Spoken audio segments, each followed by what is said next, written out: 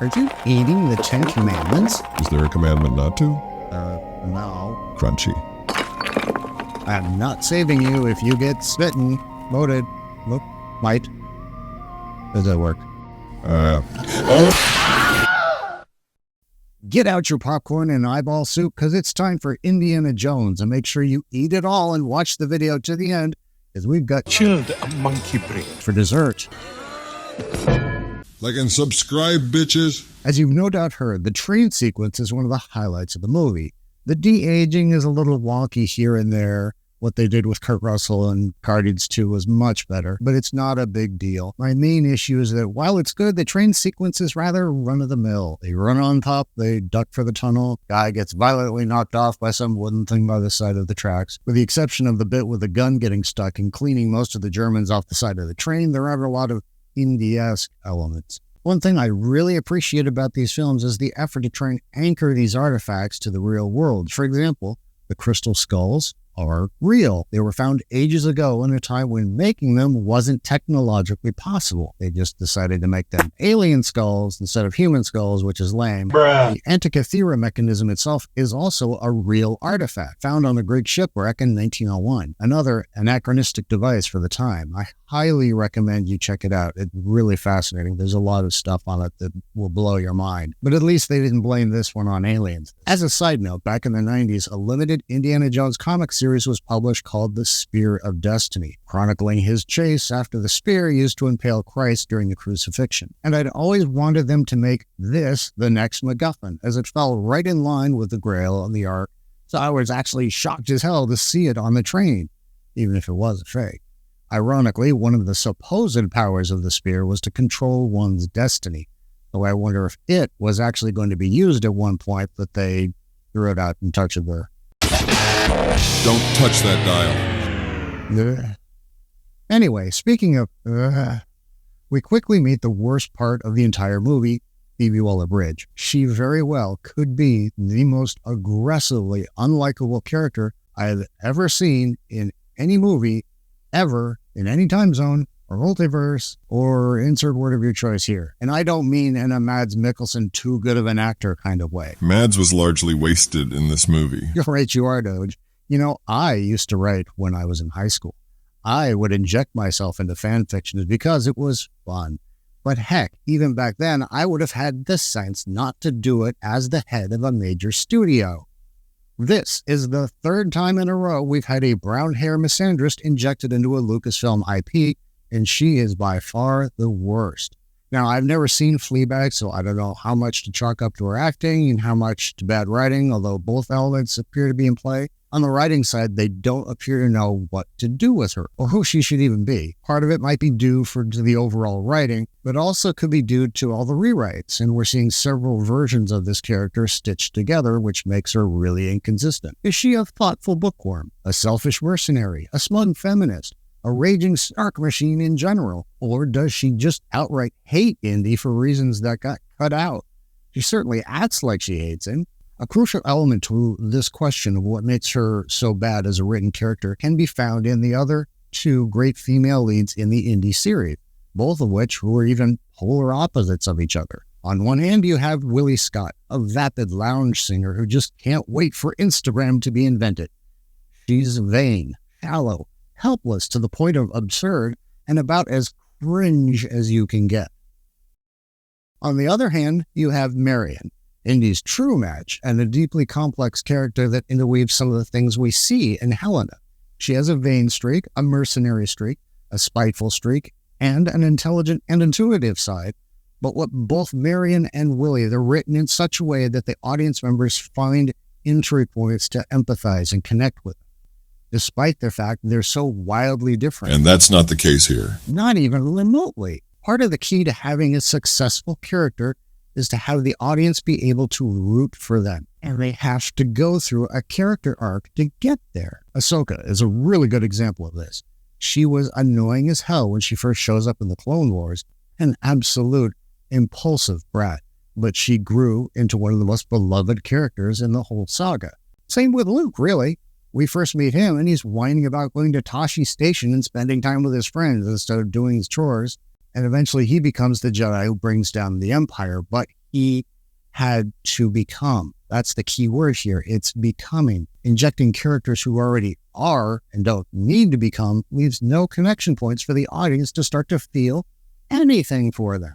But the character of Helena is so incredibly abrasive and unlikable, it actually takes you out of the film. If nails on a chalkboard were a person, this would be it. All right, I'll tell you anything. But that's not enough, is it? We have to emasculate Indy along the way. Perfect example. At one point, they literally reenact the bugs in the tunnel bit from Temple of Doom. So we know from experience that bugs don't bother him, just snakes. But suddenly, he's all, get him off me, as if he's Willie Scott. It's jaw-droppingly bad. Why would Harrison even agree to act that way in the scene? He loves this character more than any he's ever done. He would never agree to do that. Maybe Harrison was actually saying it for real, thinking the scene was over. They were real bugs. It would be nice to think so, but back to the movie. There is a pleasant twist. The dial only allows people to travel to the Battle of Syracuse, the birthplace of the Dial of Destiny. This little tidbit is foreshadowed by the card trick that Helena plays on Antonio Banderas and Indy on the boat. The trick fools people into thinking they have a choice when they pick a card, when in reality, the card's already chosen for them. Once they fly through the time rip, this is where the movie really starts to go through the rail. You'd, of course, expect me to say that at the point where the time travel element comes in, but that's not it at all. Come on. We've had centuries-old knights judging glassware choices. You chose poorly. Fire-breathing steamer trunks and glowing rocks that can send the world into the Dark Age. Don't forget the Close Encounters fanboys. Oh, yeah, right, you are, Doge. So, time fissures are not a big deal. No, this is the point in the movie where everybody loses their frickin' minds, narratively speaking. Let's start with the Germans. Once it becomes clear that they're not where they're supposed to be, everyone's fight-or-flight instinct should have been to turn the plane around and get back to the portal because they know it's closing and time is running out. Instead, they just keep flying around, shooting at Romans. Why are they shooting at the Romans? Even if they could somehow kill them all, they've got a much bigger problem on their hands. Even their boss is screaming at them to turn the thing around, but no one is listening. From a writing standpoint, it makes absolutely no sense. Even abundantly stupid characters would have enough sense to turn around. But they don't. So, of course, they fly around long enough that the plane is damaged to the point where turning around is no longer an option. It goes down, which is a very unsatisfying end to the bad guy. It's not like Indy did anything to win the day. Germans. YouTube will only let us say Germans. Our apology video to the German community will be next. Meanwhile, Indy and Helena have jumped out and meet Archimedes. Here, Indy suddenly goes full Jake Skywalker and just wants to give up. Luke would never give up. Indy would never give up. Kathleen Kennedy and her obsession with destroying male role models. Feels more like a fetish at this point. They didn't even approach this moment from the intelligence standpoint that, hey, you know what? I'm wanted for murder in 1969, and none of what we just did is going to prove me innocent, so I might as well try and eke out some happiness here in my final days. No, he just wanted to give up. Lost his wife, lost his son, lost his job. He is an absolutely broken man. So Helena has to knock out our hero to save the day, and suddenly we're back in New York. There's a sweet reunion with Marion that was clearly part of the reshoots, and it did bring a tear to my eye. It was really, really well done. And the movie ends.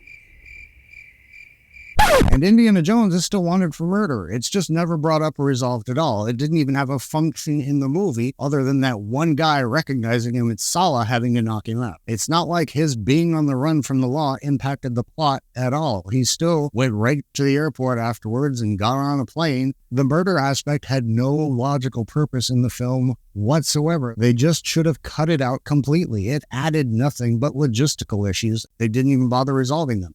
Here's the bottom line for me, putting Kennedy's agenda aside for the moment. The writers lost sight of what Indiana Jones is. At the absolute core, Indiana Jones was based off the adventure serials of the 30s and 40s. Heck, the original slogan was, "Adventure has a new name, and it's Indiana Jones." You call him Dr. Jones. The character is the literal embodiment of fun and adventure. It wouldn't be unfair to distill him down to a cartoon character. He gets in fun scrapes with absurd villains. He gets out of dangerous situations with comically improbable accidents and sheer luck, just like a cartoon character. He's Bugs Bunny in human form. It's not an appropriate place to explore aging, divorce, a dead son, possible alcoholism, forced retirement, and waking up broken in a recliner in your tighty-whities with H&R Puffin stuff on the idiot box. You're a broken man in a recliner. Exactly. Fuck you. We experience that kind of stuff in our own lives. This is not why we go to the movies, and certainly not for an Indiana Jones movie. The type of adventure with Indy is special, so much so that it can only be accurately compared to itself. Is it a decent summer action popcorn film? Absolutely. But a decent indie film? Like I said, you can only fairly compare it with the others. So here's my final tally. 4 out of 5. 4 stars? No. 1, 3, 2, 5, 4. Oh yeah, better than the Crystal Skull. But did the reshoots salvage the film? Given they reportedly had 6 different endings, one of which involved Talon using the dial to wipe Indy from history and accomplishing all of his achievements, the easy answer is yeah.